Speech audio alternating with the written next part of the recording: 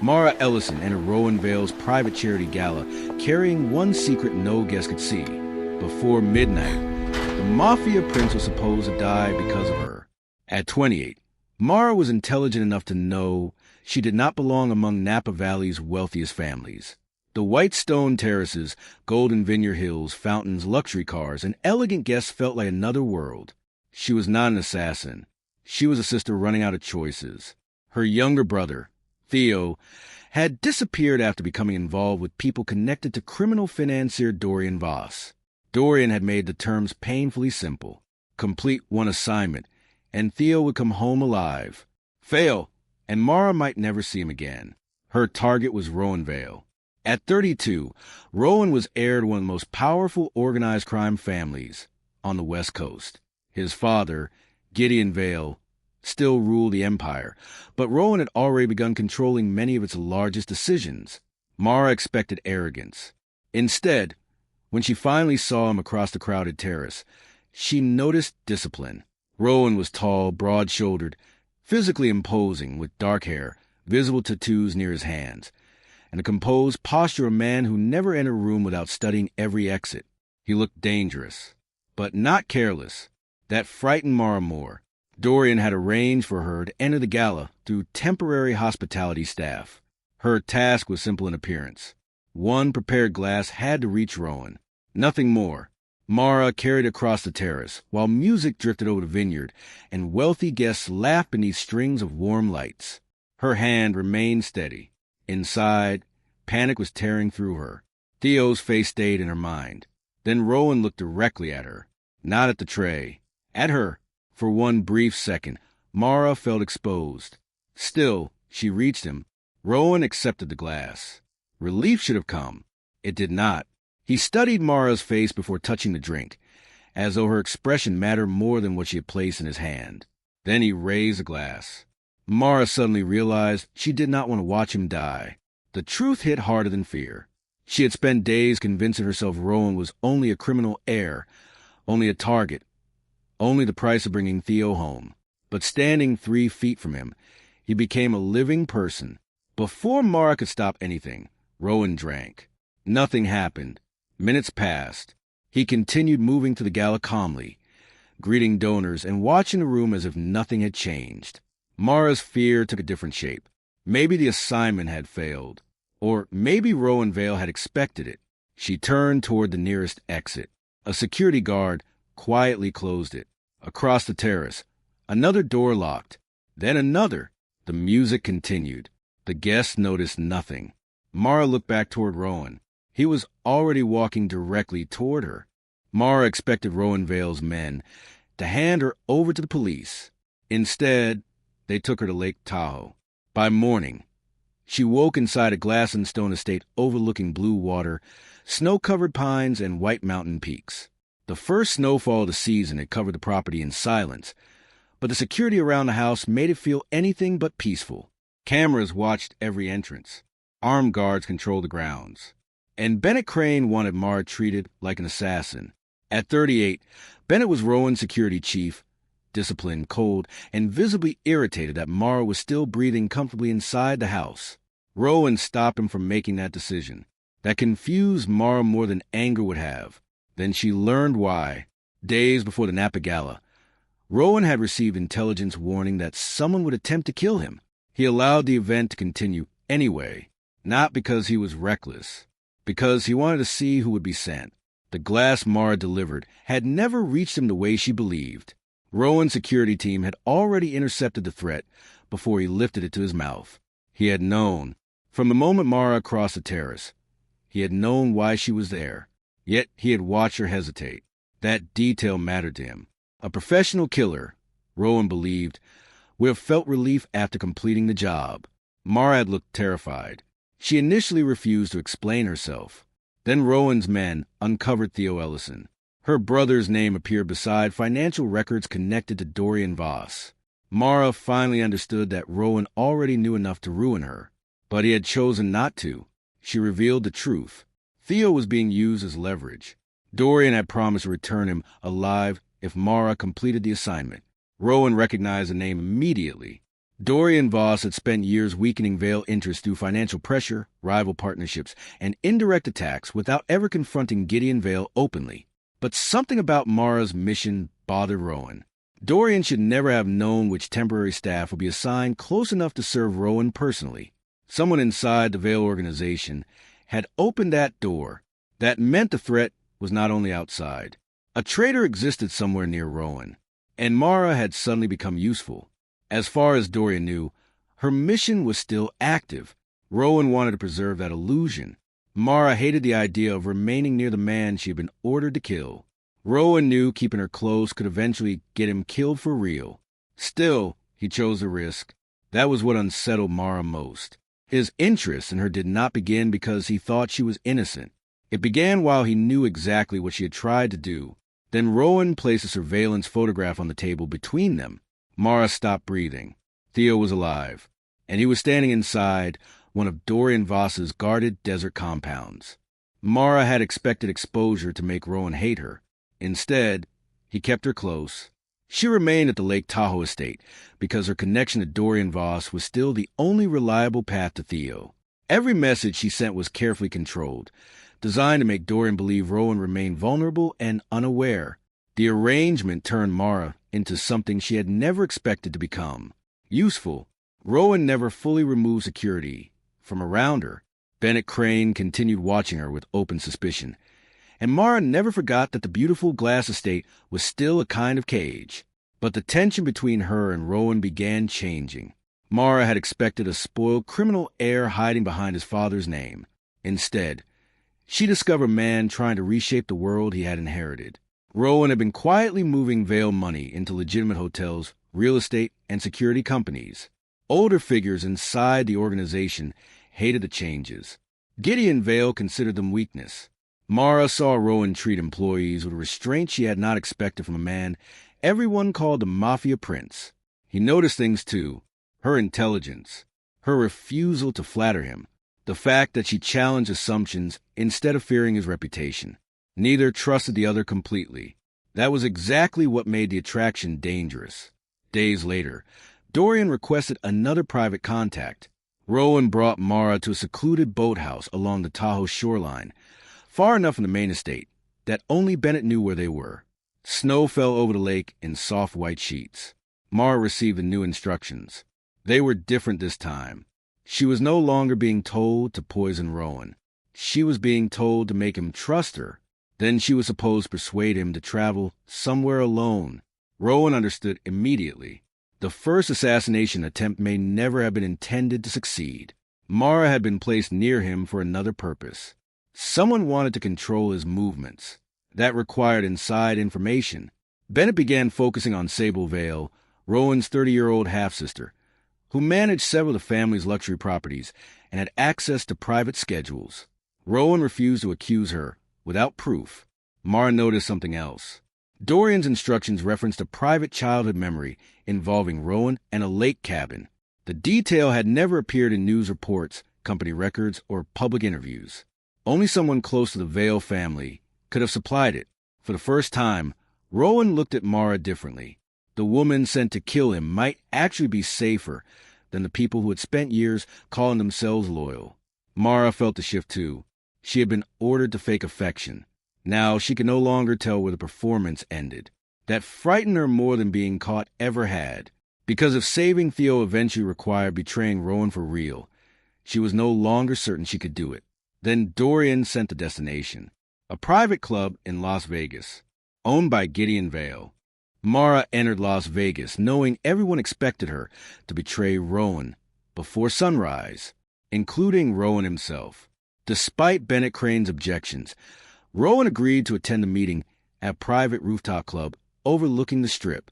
The property belonged to Gideon Vale through legitimate investments, which made Dorian Voss's access even more disturbing. Someone inside the Vale family was opening doors for him. The club glittered above the desert with glass walls, a rooftop pool, bright neon reflected across polished stone, and wealthy guests dressed like danger could never reach them. Mara wore an elegant black and silver evening gown chosen to make her look exactly like what Dorian expected, a woman who had gained Rowan's trust. Rowan played his part just as carefully. To anyone watching, the Mafia Prince appeared distracted by Mara. The problem was that some of it no longer felt like acting. Dorian's instructions led them toward a restricted section beyond the main club. Rowan followed willingly. Then Mara saw Theo. Her brother stood across the room, wearing a staff badge connected to Dorian's operation. He was alive, but he was not chained. He was not guarded like a prisoner. He looked as though he belonged there. The sight devastated her. For weeks, Mara had imagined Theo trapped somewhere waiting to be rescued. Now he appeared to be working for the very man who had forced her to kill. Theo noticed her. His expression changed for only a second. Then he gave the smallest possible warning with his eyes. Do not trust what you see. Before Mara could reach him, the club changed. Restricted doors opened. Security checkpoints unlocked. Men connected to Dorian entered spaces they should never have been able to access. Rowan's team was deliberately separated. The ambush had begun. Mara understood instantly that someone with Vale-level authority had cleared the path. Rowan could have abandoned her. He did not. Instead, he kept Mara beside him as they moved toward a rooftop service level, shielding her from the chaos she had helped lead him into. That choice hit her harder than the attack itself. He knew she had brought him there. He still protected her. Theo disappeared during confusion. Rowan and Mara escaped onto a secured upper level, where Bennett finally reached them. The authorization used to unlock the restricted doors had already been traced. It did not belong to Sable Vale. It came from Gideon Vale's personal executive account. Rowan immediately assumed the credentials had been stolen. Mara was no longer sure. Then her phone vibrated. A message from Dorian. Its timing proved he had expected Rowan to survive. The ambush had never been about killing the Mafia Prince. It had been about pushing him away from his father. Then Dorian sent Mara location in the Mojave Desert. Theo was there, and Mara had one night to come alone. Mara left Las Vegas before dawn without telling Rowan. She believed bringing him to Mojave would get Theo killed. The private airfield sat beyond miles of open desert, surrounded by pale mountains, dry wind, low hangars, and runway lights fading beneath the first hint of sunrise. Mara entered the compound alone. Then she saw Theo, alive. For weeks, she had imagined him chained somewhere, broken and waiting for rescue. Instead, he wore Dorian's security badge and moved to the compound like someone who knew every corridor. The truth was more complicated. Theo had entered Dorian Voss's operation willingly months earlier. He had been drowning in debt and believed working for Dorian would erase what he owed while keeping Mara away from dangerous people. Then he tried to leave. That was when Dorian turned him into leverage. Since then, Theo had pretended to cooperate while quietly gathering information about the network holding them both. Mara felt something inside her collapse. She had been willing to kill for Theo. Theo had been willing to disappear for her. Neither had trusted the other enough to tell the truth. Then Dorian arrived. He did not treat Mara like someone who had failed, because, according to him, she had done exactly what he wanted. The poison attempt was never expected to succeed. Dorian had predicted Rowan would discover her. Mara's real purpose was to enter Rowan's private world, become emotionally important to him, and weaken the distance between the Mafia Prince and his father. She had never been the assassin controlling the mission. She had been bait. Then Dorian revealed the part that changed everything. The original authorization for the operation had not come from a rival family. The money traced back to a company controlled by Gideon Vale, Rowan's own father. Gideon believed his son had become too independent. Rowan's plans to change the Vale organization threatened everything Gideon had spent decades building. The assassination attempt was designed to frighten Rowan back into obedience. If fear failed, death was acceptable. Dorian simply decided to profit from the conflict. Mara suddenly understood how completely they had all been manipulated. She had nearly sacrificed her morality. Theo had sacrificed his freedom, and Rowan had been targeted by the man who was supposed to protect him. Then vehicles appeared beyond the runway. Rowan had tracked her. He arrived with Bennett, but instead of turning the compound into a battlefield, he focused on getting Mara and Theo out. Theo used everything he had learned inside Dorian's operation to open a secure escape route. Dorian lost control of the compound, but he escaped. Later, beneath the growing desert sunlight. Theo placed a secured file into Rowan's hands. It contained the original authorization trail, and the order against Rowan came directly from Gideon Vale's private office. Rowan could survive knowing an enemy wanted him dead. What he could not easily survive was proof that his own father considered him expendable. He took Mara and Theo north to a secluded coastal house in Oregon, far outside the usual Vale security network. The property had belonged to Rowan's late mother. It stood above Black Pacific cliffs, surrounded by wind-bent grass, crashing waves, and sheets of rain driven sideways by the storm. Inside, the house was all warm wood, glass walls, and old memories Gideon had never touched. Rowan reviewed Theo's evidence himself. The authorization trail led back to Gideon Vale's private office.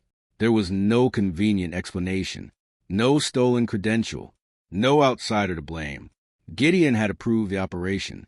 Rowan's reaction was almost unnervingly calm. That restraint made the betrayal feel heavier.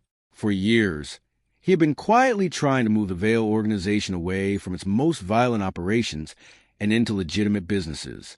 Hotels, security firms, real estate, investments. Gideon saw those changes as surrender. To him, Rowan's succession did not represent the future. It represented the destruction of everything he had built. So he used Dorian Voss to frighten his own son back into obedience. And if fear failed, Gideon had been willing to let Rowan die. Mara finally understood that the title Mafia Prince had hidden another truth. Rowan had never truly been free. He had only been the heir standing beneath a king who controlled everyone around him. Later, as rain struck the glass and the Pacific disappeared beneath storm clouds, Rowan revealed why he had kept Mara close from the beginning. He knew she was dangerous, but her betrayal was visible. Everyone else in his world had spent years learning how to hide theirs. That admission changed something between them. Mara could no longer pretend her feelings were part of Dorian's mission. They had stopped being fake long ago. Still, nothing became simple. Rowan was hurt that she had left for Theo without trusting him. Mara remained disturbed by how easily Rowan gave orders and controlled the lives around him. They cared about each other. That did not erase what stood between them. Then Bennett contacted Rowan. Gideon had publicly accused his son of betraying the Vale organization. Captains were being forced to choose sides. Dorian was circulating evidence of Mara's original assassination attempt to make Rowan appear compromised. The empire was beginning to fracture. Rowan had two choices: disappear permanently, or return before his father turned the organization against itself. He chose to return. Mara insisted on going with him. Her own confession might be the only thing capable of destroying Dorian's leverage. Theo warned that every Vale loyalist could see her as the enemy. Then Bennett delivered one final message. Gideon had called a family summit at the Vale Redwood compound, and he specifically demanded that Mara stand beside Rowan when it began. Mara entered a Vale family summit knowing the easiest way to save herself was to betray Rowan in front of everyone. Rowan knew it too. The Redwood compound stood deep in Northern California, beneath towering trees and heavy rain. Guarded roads wound toward modern stone buildings, while the main hall carried generations of Vale power in polished wood, long tables, and silent men accustomed to obedience. Rowan arrived with Mara, Theo, and Bennett. He brought only limited security. He refused to make his return look like an invasion. Inside, Gideon Vale had gathered senior captains, business leaders, and family allies who would decide whether Rowan remained heir or became an enemy. Sable Vale was there as well. For weeks, Bennett had suspected Rowan's half-sister. Now the truth emerged. Sable had opposed several of Gideon's decisions in secret, but never possessed enough evidence to challenge him openly. She had not betrayed Rowan. Then Dorian Voss arrived. Gideon still believed he controlled him. Dorian immediately proved otherwise. He exposed Mara's original mission before the entire room. Everyone learned she had entered Rowan's Napa Gala intending to poison him. The atmosphere changed instantly. Mara could have blamed Theo. She could have hidden behind coercion. Instead, she accepted the part that belonged to her. Theo had been used against her, but she had still made the choice to carry out the assignment. By admitting it herself, she took away Dorian's greatest weapon. Gideon expected Rowan to abandon her. Doing so would have protected his authority. Rowan refused. He acknowledged that Mara had endangered him, then revealed the larger truth. Gideon had commissioned the operation. Theo's records proved where the money originated. The room divided. Some captains looked toward Gideon, others toward Rowan. Gideon demanded loyalty to blood, tradition, and the empire that had made all of them powerful. Rowan offered something more dangerous: change. He refused to become a younger version of his father, simply to inherit the throne. Mara understood what that choice cost him. Rowan was willing to lose everything rather than let Gideon punish her as a demonstration of strength. Dorian saw the room turning against him. He attempted to leave with financial records that could protect his network. Sable and Bennett stopped the evidence from disappearing. Then Gideon ordered his remaining loyal men to remove Rowan. Several did not move. That silence destroyed more than violence could have. For decades, Gideon had ruled because everyone feared the consequences of disobedience. Now fear was failing him. During confusion, an unguarded exit opened near Mara. She could have disappeared. No one would have stopped her.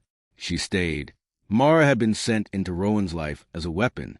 The final proof that she loved him was not killing for him. It was refusing to run when staying offered her nothing except danger. Then Gideon delivered one final blow. Rowan's mother had not died from illness, and Dorian Voss knew exactly what had happened to her. Rowan finally had the throne within reach. But taking it the way Gideon had taught him would mean becoming exactly the man Mara had once been sent to destroy. Gideon's final revelation about Rowan's mother shook the room. But it did not become another war. Dorian admitted he had used the truth about her for years to control Gideon. Rowan's mother had not simply died from illness. Gideon's decisions as enemies and his obsession with protecting the Vale Empire had placed her in danger. When everything collapsed, he concealed the truth rather than admit that his hunger for power had destroyed his own family. That was enough for Rowan. He refused revenge. Gideon expected execution. Dorian expected violence. Rowan gave them neither. Instead, he used the evidence Theo, Bennett, and Sable had secured to strip both men of the systems that made them powerful. Dorian lost the financial network that protected him and was handed over to face criminal consequences. Gideon suffered something worse than death. The same captains who once feared him removed him from authority. For the first time in decades, the Vale Empire stopped belonging to him. Rowan temporarily took control, because walking away immediately would have created a violent vacuum. But he did not rule as Gideon had. Operations built on coercion and exploitation were shut down or severed. Legitimate hotels, real estate, security firms, and investment businesses remained. Sable helped stabilize them. Theo began rebuilding his own life. And Mara left, not because she stopped caring about Rowan, because she needed to know who she was when nobody was ordering her to kill, hide, lie, or survive. Rowan let her go. That choice mattered more than anything he had done at the summit. Months later, Mara was working with a small hospitality business near Carmel by the sea. The coastal vineyard overlooked blue Pacific water, cypress trees, and golden hills warmed by afternoon sunlight. Then Rowan appeared. Alone. No guards. No convoy. No demand that she return. He had not come to claim her. He had come because, for the first time, the choice belonged entirely to Mara. Their relationship began again slowly. No poison. No hostage. No hidden mission. No father deciding what Rowan should become. Mara finally understood the strange irony of everything that happened. She had been sent into Rowan's life to destroy him. Instead, she became the reason he questioned the world he had inherited. And Rowan had fallen for her before she was ready to admit she had fallen too. Their future was not perfect, but it was theirs. Weeks later, Theo received a sealed package connected to what remained of Dorian's destroyed network. Inside was an old photograph. Rowan's mother stood beside an unidentified man. The date on the back was impossible. It had been taken 2 years after Rowan had been told she died.